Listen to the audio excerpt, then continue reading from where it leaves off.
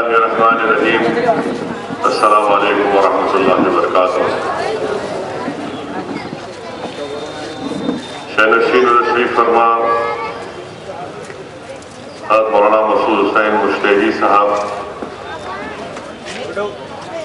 حضرت مولانا آغا صاحب، حیدر آغا صاحب، مجلس اتحاد المسلمین کے اراکین اسمبلی، اراکین بلدیہ، صدور معتمدین مجلس اتحاد المسلمین، بزرگان ملت، میرے نوجوان ساتھیوں، پس پردہ بیٹھ کر سننے والی میری عزتدار اور ماں اور بہنوں، میرے عزیز دوستوں اور بزرگوں، اب ماہ رجب شروع ہو چکا ہے اور اس ماہ مبارک کے سلسلے میں حدیث شریف میں آیا کہ اللہ کے رسول صلی اللہ علیہ وسلم نے ارشاد فرمایا کہ رجب اللہ کا مہینہ ہے، شعبان رحمت اللہ علیہ صلی اللہ علیہ وسلم نے فرمایا کہ میرا مہینہ ہے، اور رمضان میری امت کا مہینہ ہے۔ اور اس ماہ مبارک رجب میں وہ عظیم معجزہ پیش آیا، اللہ کے رسول صلی اللہ علیہ وسلم کو اللہ سبحانہ و تعالیٰ نے کئی معجزات عطا کیے، مگر یہ ایسا معجزہ تھا جو زمین پر نہیں بلکہ آسمان پر ہوا، اور وہ ہے سفر معراج کا سفر، جس میں آپ اور ہم نے علماء کرام کے بصیرت افروز خطابات کے ذریعے اس بات کو سنا کہ ہم کو نماز دی گئی، اور آج ضرورت اس بات کی ہے کہ اس ماہ رجب میں ہم سفر معراج کو جب یاد کرتے ہیں یا پھر شب معراج کا جلسہ ہوتا ہے، کہ بہت ضروری ہے میرے نوجوان ساتھیوں کہ ہم اپنے نمازوں کی سختی کے ساتھ پابندی کریں۔ جب تک ہم نماز کی پابندی نہیں کریں گے، نہ ہم کو دنیا میں کامیابی ملے گی، نہ آخرت میں کامیابی ملے گی۔ ہم میں اور غیروں میں پہچان صرف یہی ہے کہ نماز، اور اس لیے بہت ضروری ہے، خاص طور سے میری گزارش نوجوان ساتھیوں سے ہے کہ وہ اپنی نمازوں کی پابندی کریں، پوری کوشش کریں کہ اپنے مسجدوں میں، محلے کی مسجدوں میں جا کر اپنی نماز باجماعت ادا کریں۔ یقیناً زندگی کی ضروریات کی تکمیل کرنا ہے، یقیناً حالات مشکل ہے، ہر ایک گھر میں ایک چیلنج ہے، ایک تکالیف ہے، مگر میرے عزیز دوستوں اور بزرگوں، زندگی کے چیلنجز، زندگی کے مشکلات، یہ تمام چیزوں کا حل اسی وقت ہم کو نصیب ہوگا جب ہم اپنے سر کو اللہ کی بارگاہ میں جھکائیں گے، اور اس کے بعد اللہ کی ذات پر توکل کر کے ہم باہر نکل کر زندگی کے ہمارے نیک مقاصد کے حصول کے لیے جستجو کریں گے۔ جستجو کرنا ضروری ہے، محنت کرنا ضروری ہے، قربانیاں دینا ضروری ہے، اپنے آپ کو، اپنے سینوں کو پیش کرنا باطل طاقتوں کے آگے بہت ضروری ہے، مگر یاد رکھو یہ تمام چیزیں اس وقت پیدا ہوگی جب ہم نماز کے پابند ہو جائیں گے۔ یقیناً انشاءاللہ تعالی ہم کو کامیابیاں ہمارے نصیب اور مقدر میں لکھی جائیں گی۔ اسی لیے میں تمام نوجوانوں سے خاص طور سے اپیل کر رہا ہوں کہ اپنی نمازوں کی پابندی کریں. برائیوں کا خاتمہ اسی وقت ہوگا جب ہم نماز کی پابندی کریں گے. یہ جہیز کی لعنت کی وجہ سے جو ہمارے بچیاں گھروں میں بیٹھ چکی ہیں، جن کی شادیاں ہونا مشکل ہو چکی ہیں، نوجوانوں یاد رکھو اس برائی کا خاتمہ ہم کو کرنا ہے. میں نوجوانوں سے بات اس لیے کر رہا ہوں کہ 2 دن پہلے فلک نما کے 20 یا 21 سال کی عمر کے نوجوان کی جان چلے گئی. محض اس لیے اس بچے کی جان چلے گئی کہ وہ بچہ کوئی کسی ٹی وی شو میں جانے کی تیاری کر رہا تھا اور اپنے دوستوں کو کھڑا کر کے دکھا رہا تھا کہ میں اپنے منہ میں گیس کا تیل رکھ کر آگ پر پھونکوں گا اور جب میرے کپڑوں کو آگ لگے گی تو میں فوراً کپڑے اتار کر پھینک دوں گا. اور یہ مظاہرہ کر رہا تھا. اس کے دوست اس کی اس حرکت کو اپنے سیل فون کے کیمرے میں ریکارڈ کر رہے تھے. اس نوجوان کو یہ شوق تھا کہ وہ ٹی وی پر آ جائے اور اس کا یہ شوق اس کی موت کا سبب بن گیا. آگ اس کو لپیٹ میں لے لی، وہیں جل گیا اور جو دوست وہاں پر کھڑے تھے اس کو چھوڑ کر بھاگ گئے.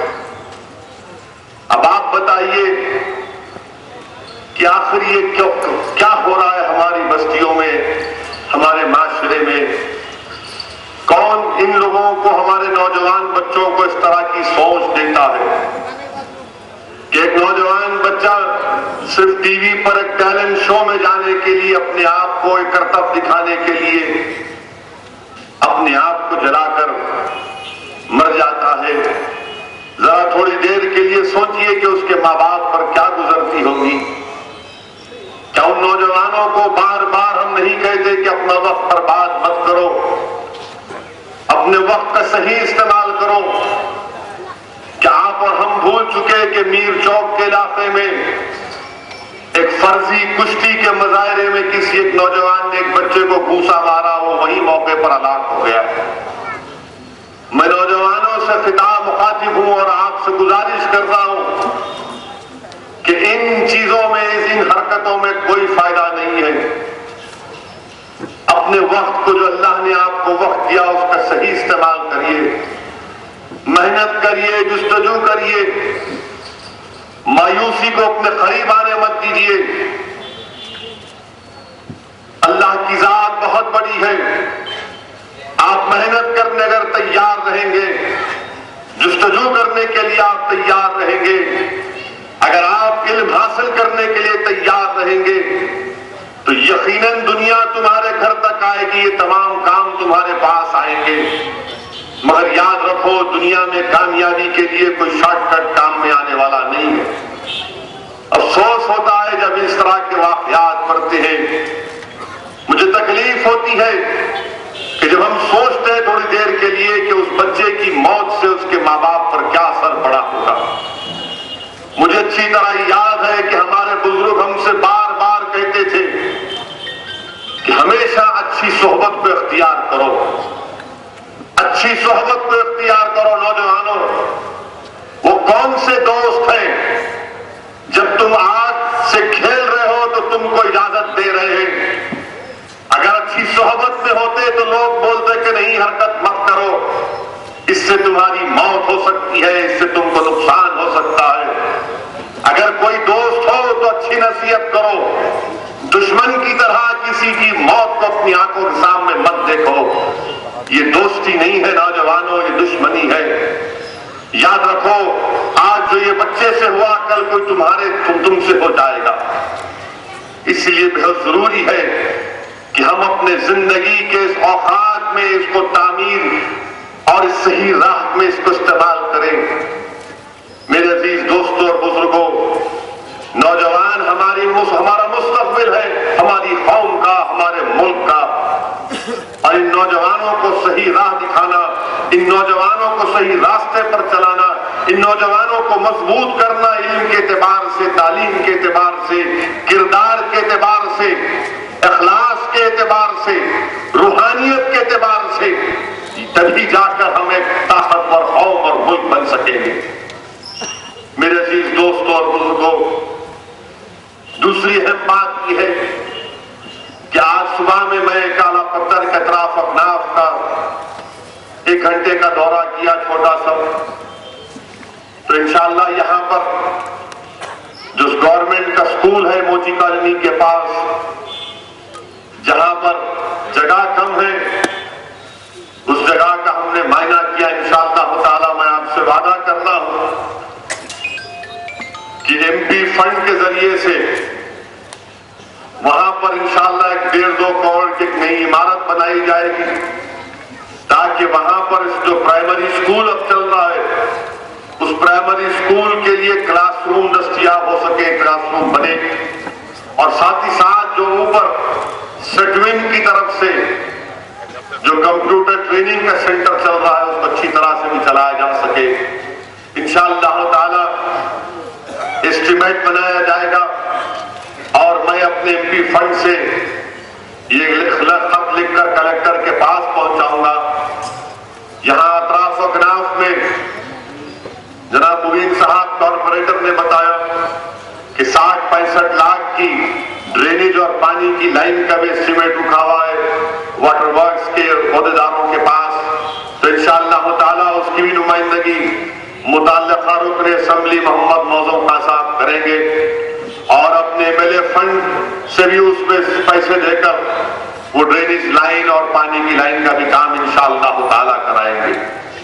تیسری اور اہم بات یہ ہے کہ میں آپ تمام لوگوں کا پھر سے شکریہ ادا کرنا چاہوں گا کہ حالیہ حیدرآباد کے بلدی انتخابات میں آپ تمام کی دعاؤں اور جستجو اور محنت کے نتیجے میں اللہ سبحانہ و تعالیٰ نے مجلس اتحاد المسلمین کے امیدواروں کو کامیاب کیا۔ جہاں پر ایک طرف برسر اقتدار جماعت TRS کا طوفان چل رہا تھا، اللہ کا فضل و کرم رہا، آپ تمام کی دعائیں رہیں، مجلس اتحاد المسلمین کے اراکین اور محبان مجلس اتحاد المسلمین کی محنت اور جستجو رہی کہ ہم 45 اراکین بلدیہ ہمارے منتخب ہو سکے۔ میرے عزیز دوستوں اور بزرگوں، میری عزت دار ماں اور بہنوں، میں آپ تمام کا شکر گزار ہوں۔ میرے پاس الفاظ نہیں ہے کہ آپ تمام کی جستجو محنت کی وجہ سے ہی اللہ نے ہمیشہ مجلس اتحاد المسلمین کو کامیاب کیا۔ مخالفین مجلس اتحاد المسلمین نے بڑی بڑی کوششیں کی، مخالفین مجلس اتحاد المسلمین نے اپنے اخبارات کو مجلس اتحاد المسلمین کے خلاف جھوٹا پروپیگنڈا کرنے کے لیے استعمال کیا، اپنے اخبار کے صفحات کو مجلس اتحاد المسلمین کے خلاف جھوٹی باتیں لکھ لکھ کر اخبار کو کالا کیا، مگر اللہ نے اپنے فضل و کرم سے مجلس اتحاد المسلمین کو کامیاب کیا۔ اور میں آپ سے وعدہ کر رہا ہوں انشاءاللہ تعالی، جو برسر اقتدار جماعت TRS نے عوام سے وعدہ کیا کہ 3 کمروں کا بیڈ روم کی ہاؤسنگ اسکیم کا اعلان کیا ہے، انشاءاللہ تعالی مجلس اتحاد المسلمین TRS کے اس وعدے کو جو عوام سے کیا گیا تلنگانہ کی اور شہر حیدرآباد کی، ہم لڑیں گے اپنے حصے کے لیے اور غریب اور مستحق افراد کو گھر دلائیں گے، کیونکہ ہم اب خاموش نہیں بیٹھ سکتے۔ میں جانتا ہوں کہ بہت ضرورت ہے، بہت سے ایسے غریب گھرانے ہیں جہاں پر کرائے دینے کی سخت نہیں ہے۔ مہنگائی کے دور میں اگر کسی غریب کو ذاتی گھر اس کا مل جاتا ہے یا فلیٹ مل جاتا ہے تو یقیناً اس کے لیے اس کا بہت بڑا فائدہ اس کو ہوگا۔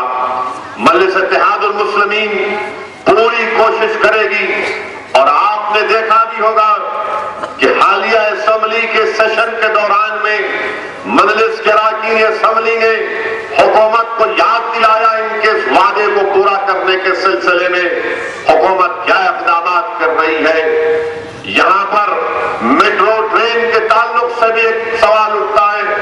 مجلس اتحاد المسلمین میٹرو ٹرین کے خلاف نہیں ہے، مجلس چاہتی ہے کہ پرانا شہر میں میٹرو ٹرین آئے. اب یہ حکومت کی ذمہ داری ہے کہ وہ کیسے اور کس طریقے سے میٹرو ٹرین کو یہاں پر ہمارے اس علاقے میں لے کر آئیں گے. ہم چاہتے ہیں کہ ہمارے علاقوں میں ترقی ہو اور انشاءاللہ تعالی مجلس اتحاد المسلمین اس کے لیے کوشش کر رہی ہے, اپنا تعاون پیش کر رہی ہے, اور انشاءاللہ تعالی ہم ان تمام عوامی مسائل کو حل کرنے کے لیے کوشش کر رہے ہیں. اور مجھے پورا یقین ہے کہ اللہ سبحانہ و تعالی ہم کو اس میں کامیاب اور کامران کرے گا. میں مخالفین مجلس اتحاد المسلمین سے بھی اپیل کر رہا ہوں کہ آپ لوگ دیکھ چکے ہیں کہ برسوں سے مجلس کی مخالفت کرنے سے آپ کو کیا حاصل ہوا. کچھ حاصل نہیں ہوا. آپ کوشش کرتے رہے کہ ملت میں نفاق پیدا ہو, ہمارا اتحاد کو انتشار میں تبدیل کیا جائے. یاد رکھو اللہ کا بہت بڑا فضل و کرم ہے مجلس اتحاد المسلمین پر. صدقہ ہے نبی کریم صلی اللہ علیہ وسلم کا, اولیاء اللہ اور اہل دل کی دعائیں ہیں کہ حکومتیں آئیں چلے گئیں, اس جماعت نے اپنے سیاسی سفر میں بڑی بڑی برسر اقتدار طاقتور جماعتوں کو اور طاقتور چیف منسٹروں کو دیکھا جن کی دلی تمنا اور آرزو تھی کہ مجلس اتحاد المسلمین کو کمزور کیا جائے, مگر قدرت کا نظام ایسا رہا کہ جو خواہش کرتے تھے, جو سمجھتے تھے کہ میں چیف منسٹر ہوں, میری پارٹی برسر اقتدار ہے اور میں وقت کا فرعون نمرود ہوں, تو اللہ نے ان غرور اور تکبر میں ڈوبے شخصیتوں کو شکست دی. ان کا طوفان کسی اور جگہ پر چلا, ان کا جادو کسی اور علاقے میں چلا, مگر جب ہمارے علاقے کی طرف رخ کیا تو اللہ نے کہا کہ نہیں, یہ غلاموں کی سرزمین ہے, یہ اہل دل کی سرزمین ہے, یہ لڑنے والوں کی سرزمین ہے, یہ وہ سرزمین ہے جہاں کے نوجوانوں کا دل تڑپتا ہے ہندوستان میں اگر کسی پر کوئی تکلیف گزرتی ہے, اور ہمیشہ اللہ نے ہم پر کرم اور فضل کیا. اب ذمہ داری ہمارے اراکین بلدیہ کی ہے, مجلس کی ہے کہ ہمارے اراکین بلدیہ ان تمام امیدوں پر اترے اور عوام کو تکلیف نہ دے. یہ مت سمجھیے کہ آپ رکن بلدیہ ہو گئے اور میرے ان کے لیے بات امتیاز بن چکا ہے, بلکہ اب کام کرنا ہے, دن رات محنت کرنا ہے, عوام کے درمیان میں رہنا ہے, تاکہ جو عوام ہم سے امیدیں وابستہ کی ہیں ہم اس کو پورا کر سکیں. میں پھر سے آپ تمام لوگوں کا شکر گزار ہوں کہ آپ لوگوں کی محنت, آپ لوگوں کا نکل کر ووٹ ڈالنا یہ مجلس کے لیے کامیابی کا ضامن بنا. ساتھ ہی ساتھ یہ بھی کہنا چاہوں گا کہ ہمارا پولنگ کا پرسنٹیج بڑھنا چاہیے. آپ دیکھیے مغربی بنگال میں پولنگ ہوئی, آسام میں پولنگ ہوئی, 80% پولنگ ہوتی ہے وہاں پر, اور ہمارا پولنگ کا پرسنٹیج صرف 50% اگر چلا گیا تو بڑی مشکل سے, اور وہ بھی محبان مجلس, اراکین مجلس کی محنت اور جستجو کی وجہ سے.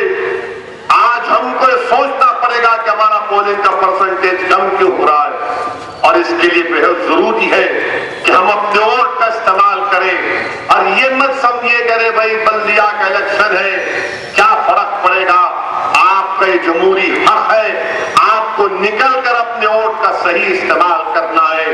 ایک اور بات جو میں آپ کے سامنے عرض کرنا چاہ رہا ہوں کہ ہمارے ملک میں جو برسر اقتدار جماعت ہے بی جے پی, ان کو اقتدار ضرور ملا, 280 سے زائد اراکین لوک سبھا ہندوستان کی عوام نے ان کو ووٹ دے کر کامیاب کیا. 31% انہوں نے ووٹ حاصل کیا, اور عوام جس نے ان کا ساتھ دیا تھا وہ یہ سمجھ رہی تھی کہ مودی کے وزیر اعظم بن جانے کے بعد جو عوام مسائل سے دو چار تھی اس مسائل کی طرف توجہ لی جائے گی, حکمرانی میں صاف و شفافیت کی اچھی حکمرانی دی جائے گی, عوامی مسئلوں پر کام ہوگا. مگر آج آپ دیکھتے ہیں کہ 2 سال کے قریب سے 22-23 مہینے کا عرصہ ہو چکا ہے. آج مودی سرکار جو وعدے کیے گئے تھے، جو عوام سے وعدے کیے گئے تھے، آج کسی ان وعدوں کو پورا کرنے کے موقف میں نہیں ہے۔ اقتدار ملا، ملتے ہی اقتدار ملتے کی بات چھیڑی گئی لو جہاد کی۔ جب لو جہاد ختم ہوا تو گھر واپسی کی بات شروع ہوئی۔ جب گھر واپسی ختم ہوا تو اس کے بعد گوشت کی سیاست شروع ہوئی کہ مسلمان گائے کا گوشت کھاتے ہیں اور اخلاق کو مار دیا گیا۔ اب ایک نئی سیاست شروع کر رہے ہیں، حب الوطنی کی اور نعروں کی سیاست۔ ارے بی جے پی والوں، ہندوستان کی عوام نے تم کو لو جہاد کے لیے ووٹ نہیں دیا، ہندوستان کی عوام نے تم کو گھر واپسی کے لیے ووٹ نہیں دیا، ہندوستان کی عوام نے تم کو گوشت کی سیاست کرنے کے لیے ووٹ نہیں دیا، ہندوستان کی عوام نے تم کو نعروں کی سیاست کرنے کے لیے ووٹ نہیں دیا، ہندوستان کی عوام نے تم کو ووٹ دیا کہ تم غربت کا خاتمہ کرو گے، کیونکہ تم ہندوستان میں جا جا کر اعلان کر رہے تھے کہ اچھے دن آئیں گے، اچھے دن آئیں گے، غربت کا خاتمہ ہوگا۔ ہندوستان کے عوام نے تم کو ووٹ دیا کہ میرے جیب میں اور میرے گھر میں پیسہ آئے گا، کیونکہ تم نے وعدہ کیا تھا کہ غریبوں کو 15 لاکھ ملیں گے۔ آج 15 لاکھ تو دور کی بات، 15 پیسے آنا نہیں آ سکتے، مگر یہ تمام وعدوں پر مودی سرکار ناکام ثابت ہوئی۔ اکانومی کی ریوائیو کریں گے، معاشی پالیسی کو تبدیل کریں گے، اس میں بھی کچھ نہیں ہوتا ہے۔ ہندوستان کے عوام یہ بی جے پی کی سرکار سے جاننا چاہتی ہے کہ جب آپ وزیر اعظم بنے تو آئل کی قیمت $80 تھی ایک بیرل کی، آج وہ گرتے گرتے $35 پر ایک آئل کا بیرل ملتا، $35 پر ایک آئل کا بیرل ملتا ہے۔ جب انٹرنیشنل مارکیٹ میں قیمتیں گر رہی ہیں تو پھر یہاں کے پیٹرول پمپ میں پیٹرول اور ڈیزل کی قیمتوں میں کمی کیوں نہیں آتی؟ $35 پہ ایک بیرل آئل ملتا ہے مگر پیٹرول کی قیمت میں کمی نہیں آتی۔ ایک فقیر کو کچھ خیرات کی ایسا $1.20 کبھی کم ہو جاتے، پھر 15 دن کے بعد $2.20 بڑھ جاتے، $85 سے $34 $35 پر ایک بیرل آئل کا ہو چکا۔ عجیب اچھے دن کی بات کرتے تھے ہمارے وزیر اعظم، کہاں گئے وہ اچھے دن؟ نہ اچھے دن آئے، بلکہ آج ہندوستان میں ہمارے وطن عزیز میں 35% ہندوستان کے علاقوں میں قحط سے دوچار، ہندوستان کے 35% علاقوں میں بارش نہیں ہے، سوکھا ہے، تالاب سوکھ چکے، زیر زمین پانی ختم ہو چکا، لوگ تڑپ رہے ہیں، بے زبان جانور مر رہے، مگر ہماری یہ برسر اقتدار جماعت کہہ رہی ہے کہ نعروں کی سیاست کریں، پینے کو پانی نہیں ہے، جانوروں کے لیے چارہ نہیں ہے، مہنگائی آسمان کو چھو رہی ہے۔ جتنے جوہریوں کی دکان تھے 2 مارچ سے ہڑتال پر ہے، کیا کہہ رہے ہیں جوہری کی دکان کے لوگ کہ 1% کی ایکسائز ڈیوٹی ہٹا دو، مگر مودی سرکار بولتی ہے نہیں، حب الوطنی کی تم بات کرو، کیسے 1% ایکسائز کی بات کرتے تھے۔ مہاراشٹرا میں 27 سال 4 مہینے میں 500 سے زائد کسان خودکشی کر لیے، مگر ان کو نعروں کی فکر لگی ہوئی۔ آپ بتائیے، ہر محاذ پر یہ لوگ ناکام ثابت ہو رہے ہیں، مگر میں آپ سے بھی کہنا چاہ رہا ہوں کہ ان کی ناکامی کا فائدہ اٹھانے والے بھی کوئی بھی نہیں ہے۔ کانگریس بے دم ہو چکی ہے۔ بلدیہ کا الیکشن 150 واٹ پر ہو رہا تھا تو یہ پورے کے پورے پیارے پرانے شہر میں کود گئے۔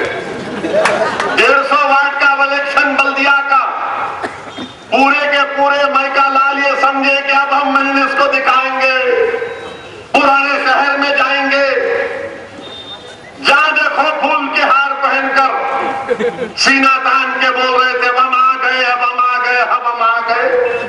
کیا بارات لے کے آئے تھے؟ ہم آ گئے، ہم ایسا کریں گے۔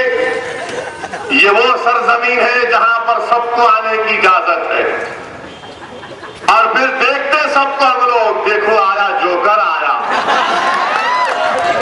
یہ نیا آیا۔ لوگ جانتے ہیں کہ ان کے جیسے 56 آ کے چلے گئے، کچھ نہیں ہوگا انشاءاللہ ہوگا۔ 150 وارڈ کے الیکشن، مگر نہیں، اسد الدین اویسی مجلس اتحاد المسلمین کو آنا ہے۔ ہم کو دلی سے آرڈر آیا، ارے تم دلی کی، تمہاری حکومت دلی میں نہیں ہے۔ کہاں ہے تمہاری دلی میں حکومت؟ ہر جگہ تم ختم ہوتے جا رہے ہو، تمہاری کمزوریوں کی وجہ سے، تمہاری نااہلی کی وجہ سے، تمہاری کمزور قیادت کی وجہ سے، تمہارے بچکانی حرکتوں کی وجہ سے بی جے پی کو اقتدار ملا۔ اور ان تمام غلطیوں کا فائدہ اگر کوئی نہیں اٹھا رہا ہے، وہ اس لیے کہ تم وہاں پر بیٹھے ہوئے ہو۔ اگر کوئی اور ہوتا تو ان تمام کمزوریوں کا فائدہ اٹھا کر ہندوستان میں عوامی تحریک شروع ہو جاتی، مگر نہیں ہے ان لوگوں کو، نہ وہ سوچ ہے، نہ وہ فکر ہے، نہ وہ قابلیت ہے ان کے پاس۔ میرے عزیز دوستوں اور بزرگوں، اور آپ دیکھتے ہیں کہ نعروں کی سیاست میں آج کل ہر ایک کہہ رہا ہے کہ ان کی گردن مار دینا تلوار سے۔ کوئی بولتا ہے زبان لا دو، میں 1 کروڑ دیتا ہوں، کوئی بولتا 20,000 دیتا ہوں، کوئی بولتا ایسا کر دوں گا، وہ کر دوں گا۔ میرے پاس بہت سے میڈیا کے لوگ آ کے بولے آپ تبصرہ کیوں نہیں کر رہے؟ میں بولا میرے بھائی بول دیا، کتنے مرتبہ بولوں گا میں؟ آپ تو جو سن لیے نا، اب ہم مجلس کی پالیسی یہ ہے کہ ایک بار جب ہم ایک موقف کو اختیار کر لیتے تو ہم اس میں تبدیلی اختیار نہیں کرتے۔ یہی مجلس اتحاد المسلمین کی کامیابی کا ضامن رہا کہ ایک پالیسی پر جب ہم قائم ہو جاتے، یہ ہماری پالیسی ہے، ہم پیچھے نہیں ہٹتے۔ تو کسی نے پوچھا انہوں ایسا بول رہے، انہوں ایسا بول رہے، کوئی تلوار، کوئی گردن، کوئی یہ۔ میں بولا ایسا ہے، حیدرآباد میں ہمارے پاس بہت سے حکیم ہیں، بہت سے حکیم ہیں۔ تو حکیم کے پاس کوئی گیا، سنا میں، جا کے بولے حکیم صاحب سلام علیکم۔ حکیم صاحب بولے کیسا آنا ہوا میاں؟ بولے ذرا کمزوری چل رہی آج کل۔ تو حکیم صاحب بولے میاں کمزوری کہتی ہے، سر میں درد ہو رہا، کھانا نہیں کھا سک رہے، کیا کمزوری ہے؟ تو یوں دیکھا انہیں، سمجھو آپ ذرا۔ تو حکیم صاحب بولے اچھا وہ کمزوری ہے آپ، بیٹھو۔ حکیم صاحب نکال کے خمیرہ دیے، کھا لے اس کو، طاقت کا ہے۔ تو یہ تمام مخنثوں کو اسد الدین اویسی کا نام لیے تو ان کو مرد بن رہے کہتے ہیں۔ کچھ سمجھ میں نہیں آ رہا، ہر جگہ ہمارا نام۔ ارے دوسرا فنکشن ہے، اس نام نہیں، آپ کا نام لے کے لو بھائی، کون روک رہا آپ کو؟ جمہوریت ہے۔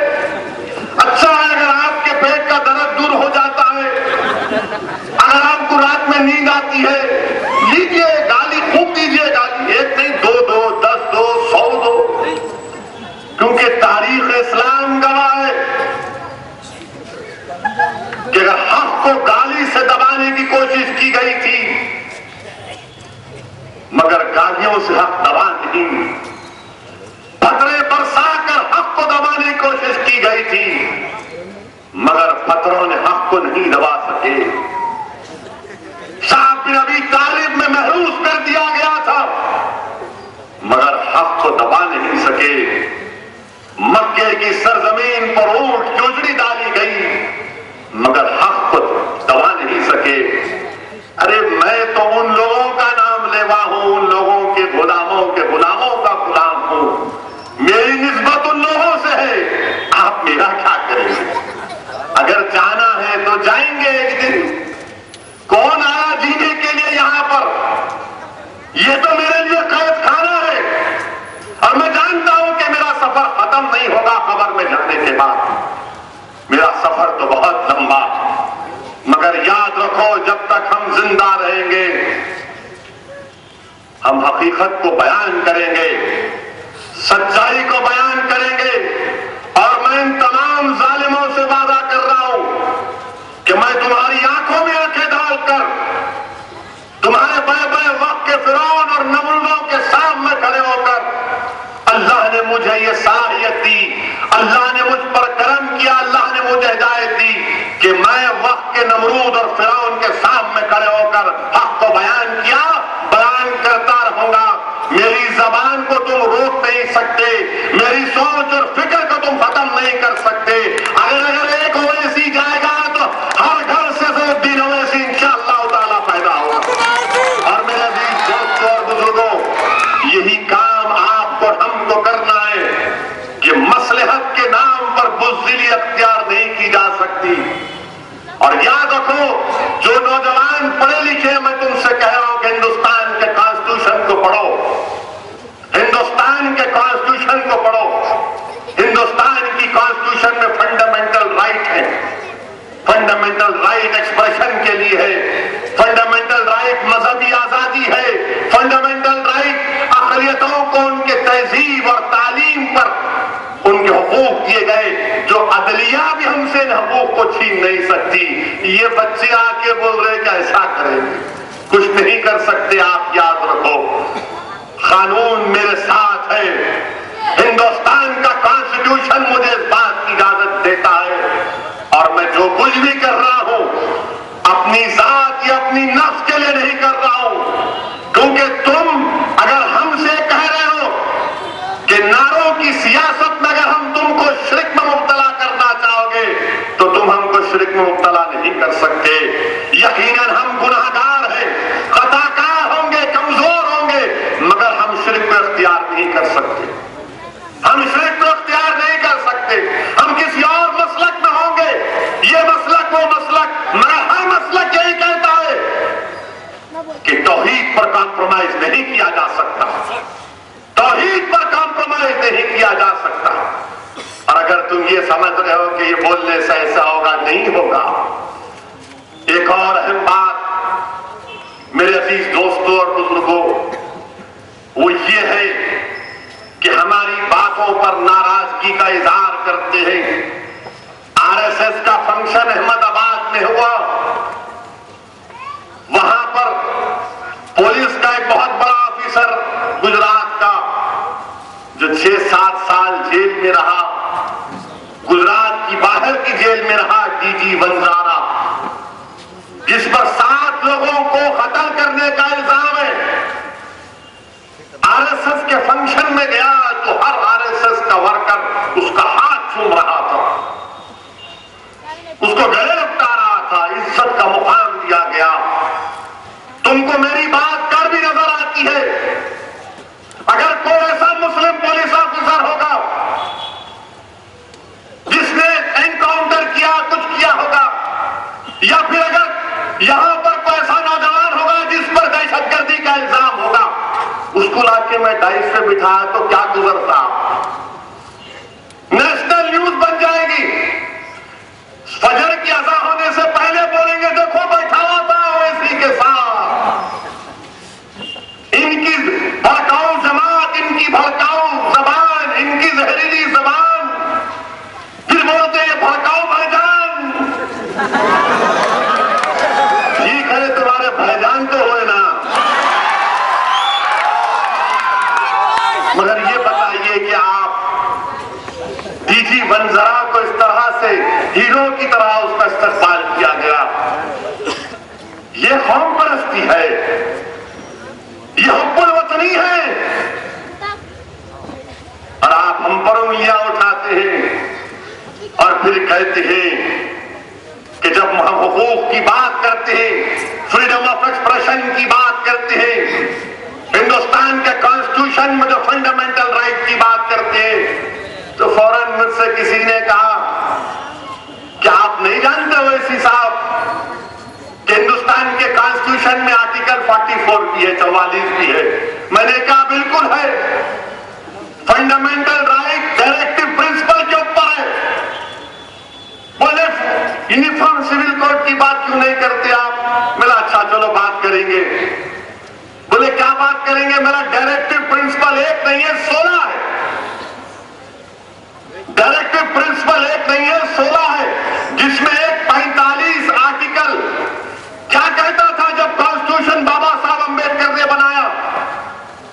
अंबेडकर ने आर्टिकल 45 में लिखा कि 10 साल के अंदर हिंदुस्तान में, यानी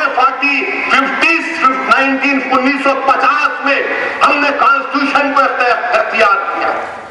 1960 तक हिंदुस्तान की आईन की दफा 45 कहती है कि 10 साल के अंदर 14 साल की उम्र तक बच्चों को तालीम का इंतजाम हो जाना चाहिए।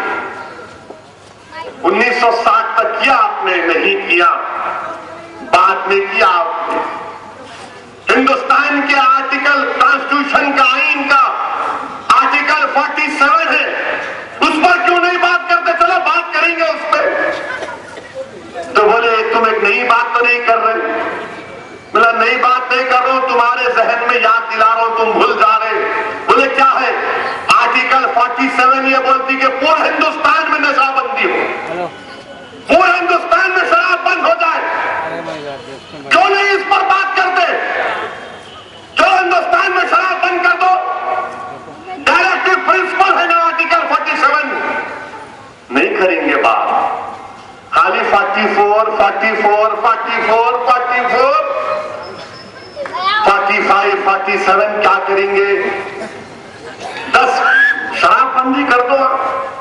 आपको मालूम मेरे भाई, 2012 का डेटा दे रहा हूं, 2012 में 5870 लोग सिर्फ शराब पीकर मौत का शिकार हो गए। 2012 की बात कर रहा हूं। हर साल हिंदुस्तान में करीब 1.5 लाख के करीब लोग एक्सीडेंट में मारे जाते हैं। और एक्सीडेंट में कब मारे जाते हैं? रात के 11:30 से सुबह 2 बजे के दरमियान में। करो ना भाई आप आर्टिकल 47 में बंद करो ये कुत्ते के पेशाब के दुकानों को, बंद करो ये शराब की दुकानों को, लगाओ आर्टिकल 47 के तहत। बोलो ना। बोलेंगे नहीं, वो कैसा करेंगे? शाम वो एक ही मारना है ना, बगैर गिलास के नींद नहीं आती इनको। अरे वो छोड़ के रूह अफ़ज़ा पियो। बोलेंगे रूह अफ़ज़ा, रूह निकल जाती हमारी। आर्टिकल 47 पे बात क्यों नहीं करते आप? खाली 44, 44, 44, 44। अच्छा, फिर हिंदुस्तान के आईन में 371A, 371B है। नागालैंड और मिजोरम को हमने अख्तियार दिया कि उनके मजहबी रसूमात में, उनके तहजीबी रसूमात में कोई तब्दीली नहीं लाएंगे। कितने नागालैंड के लोगों की आबादी है? नागालैंड के लोगों की आबादी 25-30 लाख, मिजोरम की करीब 6 लाख, यानी 35 लाख लोगों के लिए हिंदुस्तान के कॉन्स्टिट्यूशन में, हिंदुस्तान के आईन में उनके मजहबी, उनके तहजीबी रसूमात की हिफाजत की जा रही है। और आप हमारे पीछे पड़े हैं। अच्छा, फिर ये बताओ, इनकम टैक्स में हिंदू अनडिवाइडेड फैमिली के नाम पर इनकम टैक्स कम हो जाता। हमको भी दो ना भाई, मुस्लिम अनडिवाइडेड फैमिली को हमको भी दो ना भाई। हमारे पास तो माशाल्लाह पेट भर के बच्चे हैं भाई। यहाँ भाई ना खाल आया, भूखिया, जिचाया, ताया, मामू खत्म ही नहीं होते हमारे पास। हमको भी दो। आपको सहूलत मिल रही, हमको नहीं मिलना। हम भी देते इनकम टैक्स, नहीं देते क्या हम इनकम टैक्स? नहीं, इस पे बात नहीं करेंगे। ओनली 44, खाली 44 पे बात करेंगे। नहीं, वो शादियां करते आप बताओ, रिकॉर्ड बताओ। एक में मर रहे हम। कैसा करते लोग 2-2, 3-3, मेरे को समझ में नहीं आता। बड़ा दिल जिगर होगा उनके पास, मगर क्या आपके पास डेटा है? डेटा है, डेटा है। 2 बीवियां किसके पास ज्यादा, 3 बीवियां किसके पास, ये भी बयान करो क्या? اگر یہ بولوں گا تو بولیں گے دیکھو پھر سے بھڑکاؤ بھائی جان کچھ بول کے چلے گئے. ہر چیز ہے ہمارے پاس، مگر آپ صرف ہم سے بغض رکھتے ہیں، ہم سے نفرت کرتے ہیں، ہماری تہذیب سے نفرت کرتے ہیں، ہمارے مذہب کے ان تمام اصولوں کا سمجھ نہیں پاتے. سمجھو ہمارے مذہب کے اصولوں. آپ ہندوستان دنیا میں ایک واحد ملک ہے جہاں پر 150 سے زائد 200 سے زائد زبانیں بولی جاتی ہیں. ہر 100 کلومیٹر پر 80 کلومیٹر پر الگ تہذیب اور تمدن ہے. یاد رکھو اس ملک کی طاقت اس کی تمام ڈائیورسٹی ہے. اس ملک کی طاقت اس کی ڈائیورسٹی ہے. دنیا میں کوئی ایسا ملک نہیں ہندوستان کی طرح جو میرا وطن عزیز ہے. اور کوئی ہم کو یہاں پر اس ملک سے محبت کرنا ہم کو مت سکھائیے. آپ مت سکھائیے ہم کو ملک سے محبت کرنا. ہم اس ملک میں 1000 سال سے رہ رہے ہیں. اس ملک کو ہم نے آزاد کیا انگریزوں سے. جہاد کا فتویٰ علماء کرام نے دیا. علامہ فضل حق خیرآبادی رحمت اللہ علیہ نے کالا پانی کی سزا کو قبول کیا، موت کو گلے لگایا، مگر انگریزوں کے سامنے بھیک نہیں مانگی کہ مجھے معاف کر دو. خط لکھ کر نہیں دیا علامہ فضل حق خیرآبادی رحمت اللہ علیہ نے. اور آپ جس کو بڑا بہادر بہادر بولتے انہیں 5 خط لکھ کے دیا انگریز سرکار سے کہ میرے کو معاف کر دو، میرے کو چھوڑ دو، میں آپ کا غلام رہوں گا. ہم نے کہا کہ نہیں، جب ہم نے فتویٰ دیا ملک کو آزاد کرانے کا تو موت کو گلے لگائیں گے. یہ جیلوں میں جن کو ڈالا گیا تو انہوں نے جیلوں سے آواز لگا کر کہا سن لو برطانیہ کی گوری چمڑی والی سرکار، تمہاری جیل کی دیواریں ہماری آواز حق کو دبا نہیں سکے گی. اسی طرح ہم نے اس ملک کو آزاد کیا. آج یوں آ کے ہم کو بول رہے ایسا بولے تو تم ہندوستان کے چاہنے والے نہیں تو تم پاکستان چلے جانا. کیوں؟ تمہارے باپ کا ملک ہے. پاکستان کو جانا کہتے ارے جب نہیں گئے اب جائیں گے. ہم محمد علی جناح کے پیغام کو ٹھکراتے ہیں. ہم نے جناح صاحب سے کہا کہ نہیں جائیں گے پاکستان کو. ہندوستان ہمارا ملک ہے. ہندوستان کے تاج محل، قطب مینار، لال قلعہ، یہ قلعہ گولکنڈہ، یہ 4 مینار، یہ تمام ہماری بزرگوں کی نشانیاں. ہم ہندوستان چھوڑ کر نہیں جائیں گے. ہم اس ملک کو چھوڑ کر نہیں جائیں گے جہاں پر ہم نے سجدے کیے. ہم اس ملک کو چھوڑ کر نہیں جائیں گے جہاں پر خواجہ اجمیری آئے تھے. آج آپ ہم سے بول رہے ہیں، مت بولو ہم سے. یہ ملک تمہارا نہیں ہے، یہ ملک میرا نہیں ہے. یہ ملک نہ ہندوؤں کا ہے، یہ ملک نہ مسلمانوں کا ہے، یہ ملک نہ سکھوں کا ہے، یہ ملک نہ عیسائیوں کا ہے. یہ ملک ہندوستانیوں کا، یہ ملک ہندوستانیوں کا ہے. اس ملک میں کبھی یہ ملک ہندو راشٹر نہیں بن سکتا، نہ ہم بننے دیں گے انشاءاللہ. یہ ملک سیکولرزم کے اصولوں پر قائم ہوا تھا اور یہ ملک انشاءاللہ تعالی سیکولرزم کے اصول پر قائم رہے گا. یقیناً یہاں پر کمزوریاں ہیں، ناانصافیاں ہیں، مگر ہماری لڑائی ملک کے خلاف نہیں ہے، نہ کبھی تھی نہ انشاءاللہ رہے گی. ہماری لڑائی ان 10% لوگوں کے خلاف ہے جو 90% ہندوستان کی عوام کو محروم رکھ رہے ہیں. جو 10% لوگ اقتدار کی کرسیوں پر بیٹھتے ہیں اور 90% عوام کو غربت اور مفلسیوں کا مقدر بنا کر رکھ دیے. آج جیلوں میں سب سے زیادہ مسلمان ہیں، اس پر کوئی بات نہیں کرتا. آلیر کا انکاؤنٹر ہو کر 1 سال ہو گیا، انکوائری کیا ہوئی نہیں معلوم ہوتا.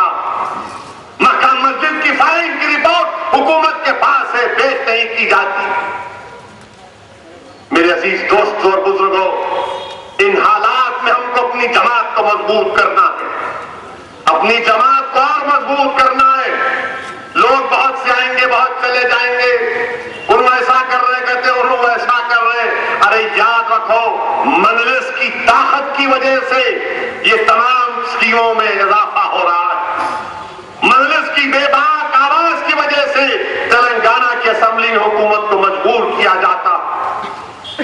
مجلس اتحاد المسلمین کو مضبوط کریے، اپنی جماعت کو مضبوط کریے، جہاں پر ہماری ابتدائیاں نہیں ہے اس کو اور مضبوط کریے، جہاں پر ہمارا پولنگ پرسنٹیج کم ہوا میں بزرگوں سے درخواست کر رہا ہوں کہ آپ ہماری رہبری کریے، بتائیے ہم کو کیا غلطی ہم کر رہے ہیں، کیونکہ یہ جماعت آپ کی ہے۔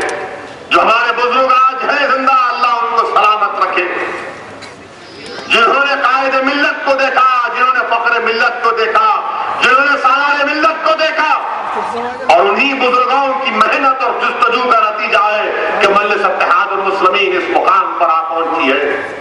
جس جگہ پر آج یہ جلسہ ہو رہا ہے نوجوانوں، تم اس جلسے اس علاقے کی، اس مقام کی تاریخ نہیں جانتے، اسد الدین اویسی جانتا۔ جب اس جگہ پر جلسے ہوتے تھے آج سے 30 سال پہلے تو ڈائس نہیں ہوتا تھا، اتنا بڑا مجمع نہیں ہوتا تھا۔ 30-35 سال پہلے جب جلسے ہوتے تھے داربن عاشور خانے کے پاس، اگر الیکشن کا جلسہ ہوتا تو مجلس کے وہ جید اراکین اپنے ہاتھوں سے ترازو لگاتے تھے، یہاں پر اس دیوار پر ترازو کا نشان اتارا جاتا تھا، تخت لگایا جاتا تھا اور تخت ڈائس بنتا تھا۔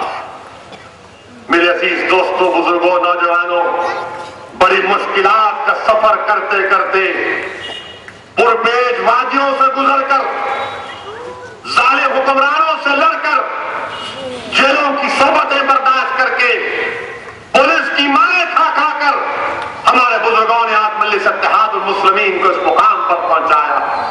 نوجوانوں، اب تم کو اس جماعت کو لے کر آگے بڑھنا ہے۔ نوجوانوں، اس جماعت کو لے کر تم کو تلنگانہ اور آندھرا، مہاراشٹرا، کرناٹکا، اتر پردیش، تمل ناڈو کے علاقوں تک آپ کو لے کر جانا ہے اس جماعت کو۔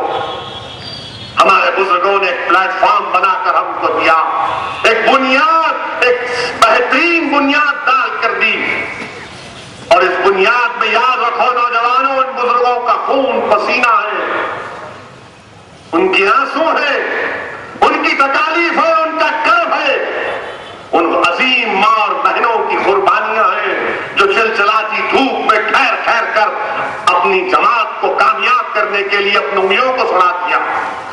ایک عظیم بنیاد ڈالی گئی، اب اس بنیاد پر ہم ایسی عمارت تعمیر کرنا کہ صبح قیامت تک اس عمارت پر کوئی آنکھ اٹھا کر نہ دیکھے۔ یہ کام آپ پر ہم کو کرنا ہے۔ میں آپ کا تعاون چاہتا ہوں، میں آپ کی سرپرستی چاہتا ہوں، میں آپ کی رہبری چاہتا ہوں، میں آپ کی مدد چاہتا ہوں، اور ہم پورے اخلاص کے ساتھ یہ کام کر رہے ہیں۔ مخالفین آئیں گے جائیں گے، چھوڑیے لوگوں کو، یہ لوگ کچھ نہیں کر سکتے۔ حکیم صاحب کا قصہ یاد رکھیے، جو کوئی مجلس کے خلاف بولا تو سمجھو آج کے بیچارہ اپنی طاقت دکھانے کے لیے، اپنے وجود کا احساس دلانے کے لیے مجلس پر تنقید کرتا ہے۔ یہ وہ جماعت ہے جو اخبارات کے کالے کرنے پر جماعت کا کچھ نہیں ہوا۔ یہ وہ جماعت ہے جب پابندی اس پر ہٹی تو 2 لوگ 10 لوگ جلسوں میں آتے تھے، تو کبھی عبد الواحد اویسی ٹہلتے ہوئے تقریر کرتے تھے۔ یہ وہ جماعت ہے کہ سالار ملت کے ساتھ مرحوم یوسف صاحب نے یہاں پر بڑی محنت کی۔ کئی لوگ ہیں جن کے نام میں بیان نہیں کر سکتا، صرف دعا ہی کر سکتا ہوں کہ ان عظیم لوگوں کی محنت اور جستجو کی وجہ سے آج مجلس اتحاد المسلمین کو اللہ نے مقام عطا کیا۔